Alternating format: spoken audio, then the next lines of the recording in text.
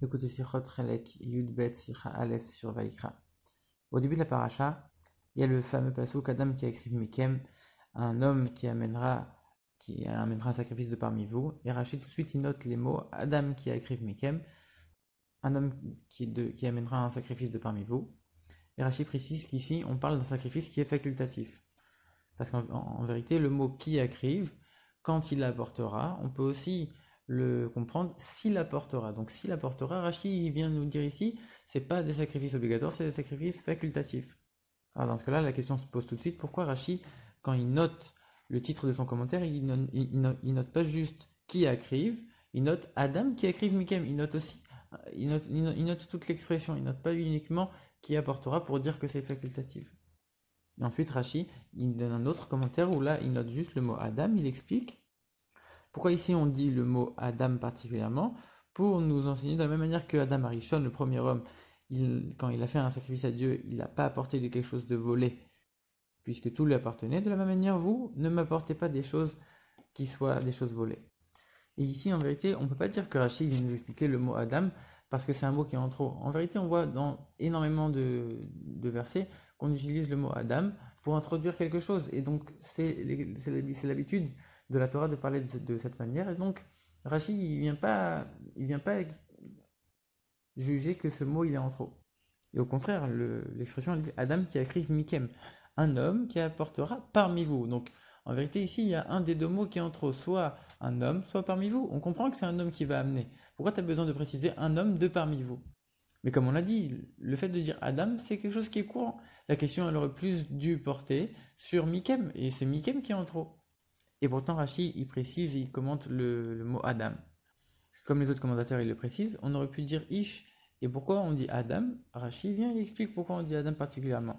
Mais la question se pose, pourquoi on aurait plus dû dire Ish que Adam? Les deux sont utilisés autant dans la Torah. Une autre question que le Rabbi pose, pourquoi Rashi il donne son commentaire sur Adam uniquement en deuxième?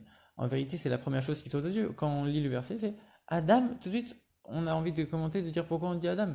Et seulement Adam qui a écrit Mikem, ça c'est toute l'expression, ça on l'explique uniquement en deuxième. En vérité, on pourrait répondre à cette question de la manière suivante. On sait que dans la Torah, quand on mentionne le mot Adam, homme, ça désigne les juifs et ça exclut les non-juifs.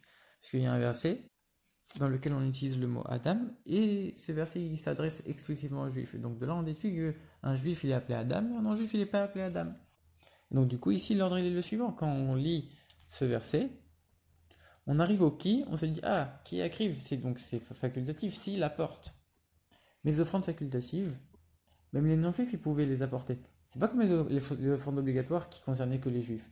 Une offrande facultative elle pouvait être apportée par un non-juif. Et dans ce cas-là, la question se pose maintenant. Toi, tu viens de me dire qu'il s'agit ici des offrandes facultatives. Alors, comment c'est possible que le mot employé soit le mot Adam? Le mot Adam, il exclut les non-juifs. Et pourtant, on voit que c'est une offrande facultative qui concerne aussi les non-juifs. Rabbi dit on ne peut pas expliquer ça d'après l'explication de Rashi, puisque d'après le sens simple des versets, on voit pas de preuve claire que le mot Adam, il exclut les non-juifs. Il y a des endroits où on dit Adam et on inclut aussi les non-juifs. Et puis on voit que dans l'endroit en particulier dans lequel on déduit que Adam il exclut le non-juif, Rashi ne se prononce pas. Donc on ne peut pas tirer ça de l'explication de Rashi lui-même.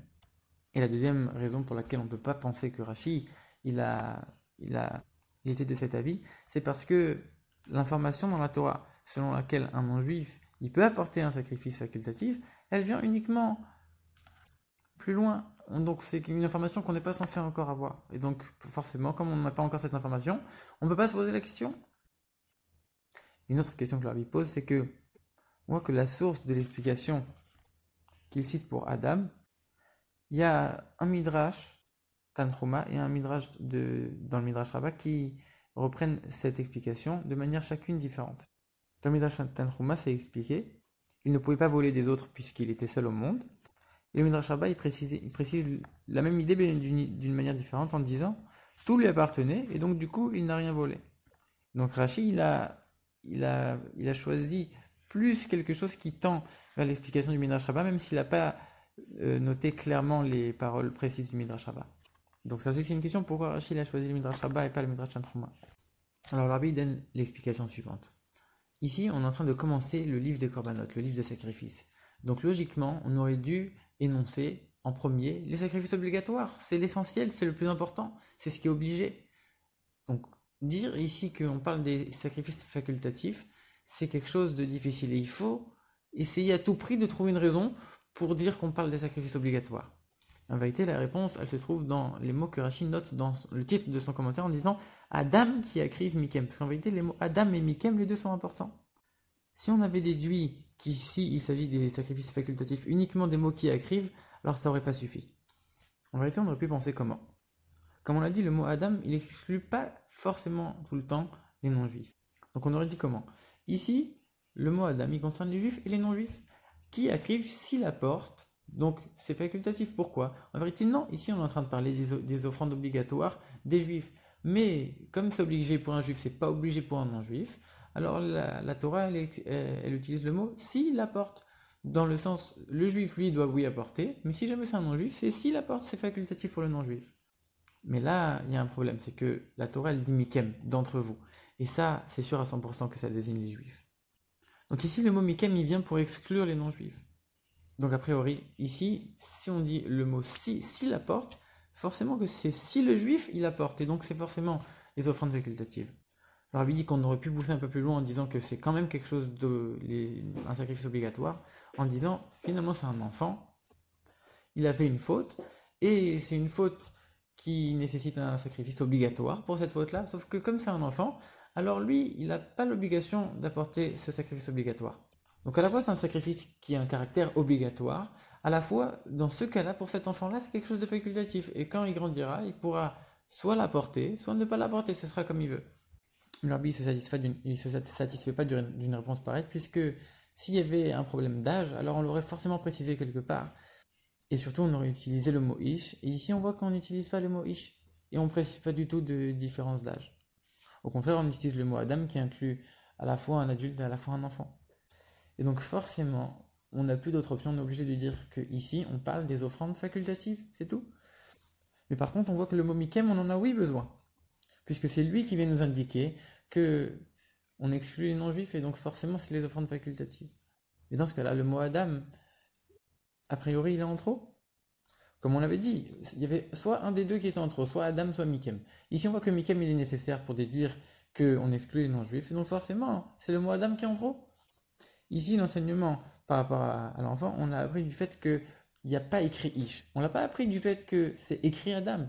Et donc, du coup, le mot Adam, il pose quand même une question. Donc, du coup, Rachid explique pourquoi il a écrit Adam pour nous enseigner. De la manière que Adam ne pouvait pas apporter un sacrifice de quelque chose de volé, alors vous non plus n'apportez pas quelque chose de volé. Maintenant, pourquoi Rachid a choisi plus le Midrash Rabbah que le Midrash Tanchuma? Le Midrash Tanchuma, il dit il n'a pas amené de vol parce qu'il était seul dans le monde. Et le Midrash Rabbah, il dit parce que tout lui appartenait. En vérité, on ne trouve pas de preuve que Adam il a apporté un sacrifice. Et donc, du coup, l'intention de Rachid, c'est de dire qu'il n'avait pas la possibilité d'apporter quelque chose de volé. Pas qu'il apportait quelque chose, mais que c'était pas quelque chose de volé. Et si on dit, comme le Midrash Tanchuma, que si il ne pouvait pas apporter quelque chose de volé, c'est parce qu'il était seul au monde, alors c'est difficile de dire ça. Parce qu'on sait que le même jour où Adam a été créé, et le même jour sa femme a été créée, et le même jour ils ont eu les deux enfants Caïn et Abel, et le même jour Adam Arishon il a donné un nom à chaque animal, etc., etc. Il y a eu énormément de choses qui se sont passées, et le moment durant lequel il était vraiment seul au monde, c'était un moment très très court. Donc du coup, dire que la Torah elle vient nous enseigner quelque chose en faisant allusion juste à ce moment très court, c'est quand même quelque chose de difficile à admettre. Et même si on admet qu'Adam Arishon, il a oui apporté un sacrifice, alors pourquoi il aurait apporté un sacrifice? Forcément pour se faire pardonner de la faute de l'arbre. Et donc forcément ça c'était une fois que sa femme était avec lui, donc il était plus seul. Et pour toutes ces raisons, Rashi il choisit le Midrash Rabbah. Donc le Midrash Rabbah qui dit que tout lui appartenait, même ça, il y a encore des choses à questionner. On voit que ces enfants, ils avaient du troupeau, donc ça veut dire que il y avait quand même des choses qui appartenaient aux autres. Mais en vérité, tout lui appartenait. Et finalement, même si les autres, ils avaient aussi une certaine propriété sur les choses, finalement, ça appartenait quand même à Adam Arishon. Et on peut dire qu'il leur en a fait cadeau. Mais comme c'est lui qui a décidé d'offrir ça, donc c'était de son plein gré. Et donc forcément qu'il serait pas amené à aller les voler. Alors comment c'est possible de dire que Adam Arishon, tout lui appartenait et on voit nulle part qu'il a fait un kinyan? On sait que quand on acquiert quelque chose, il faut faire un geste particulier. Et Rachid ne précise même pas ça, ça veut dire que c'est quelque chose qui est forcément évident. Alors on sait que quand quelque chose est sans propriétaire et qu'on est seul, alors ça nous revient de droit. Mais c'est quand même difficile à admettre, surtout c'est difficile d'admettre que Rachid, quelque chose comme ça, il vient pas nous le préciser. On sait qu'il y a une loi, selon la Nourazaken, que quand un roi conquiert un pays, alors tout lui appartient. Et donc ça on le voit aussi, même dans la Torah, quand Sihon conquiert le territoire de Moab, alors tout appartient à Sihon, à tel point que les Juifs qui n'avaient pas le droit de conquérir Moab, maintenant que tout Moab appartient à Sihon, les Juifs ils ont le droit de conquérir Sihon. Donc quand un roi il conquiert quelque chose, tout lui appartient. Donc de la même manière, on peut dire qu'Adam Arishon, il a conquis toute la terre entière, et donc forcément tout lui appartenait. Et donc c'est pour toutes ces raisons que Rashi il a choisi la version du Midrash Rabbah en disant que tout appartenait à Adam Arishon.